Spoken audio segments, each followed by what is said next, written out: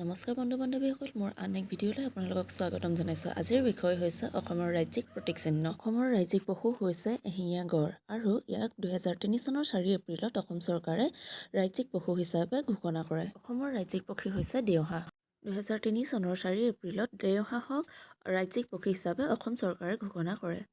অসমৰ ৰাজ্যিক ফুল হৈছে কপৌ ফুল আৰু এই কপৌ ফুলক 2003 চনৰ 4 এপ্ৰিলত অসম চৰকাৰে ৰাজ্যিক ফুল হিচাপে ঘোষণা কৰে। অসমৰ ৰাজ্যিক বৃক্ষ হৈছে হুলুং। 2003 চনৰ 4 এপ্ৰিলত হুলুং গছক অসম চৰকাৰে ৰাজ্যিক বৃক্ষ হিচাপে স্বীকৃতি প্ৰদান কৰে। অসমৰ জাতীয় সংগীত তথা ৰাজ্যিক গীত হৈছে অ' মোৰ আপোনাৰ দেশ। 2013 চনৰ 18 নৱেম্বৰত অসম চৰকাৰে গীতটোক ৰাজ্যিক গীতৰূপে ঘোষণা কৰে। অসমৰ ৰাজ্যিক ফল হৈছে কাজিনেমু। অসম চৰকাৰে কাজিনেমুক 2024 চনৰ ফেব্ৰুৱাৰী মাহত ৰাজ্যিক ফল হিচাপে ঘোষণা কৰে। অসমৰ ৰাজ্যিক জলজ পশু হৈছে শিহু। শিহুক অসম চৰকাৰে 2008 চনৰ 5 এপ্ৰিলত ৰাজ্যিক জলজ পশু হিচাপে স্বীকৃতি প্ৰদান কৰে। অসমৰ ৰাজ্যিক পানীয় হৈছে চাহ।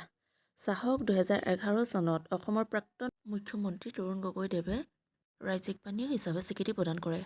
আজিৰ ভিডিঅ'টোত মোৰ আছিল ইমানেই। ভিডিঅ'টো চাই কেনে পালে কমেণ্টত জনাবলৈ নাপাহৰিব আৰু এনেধৰণৰ ভিডিঅ' পাবৰ বাবে মোৰ চেনেলটো ছাবস্ক্ৰাইব কৰিব। ধন্যবাদ।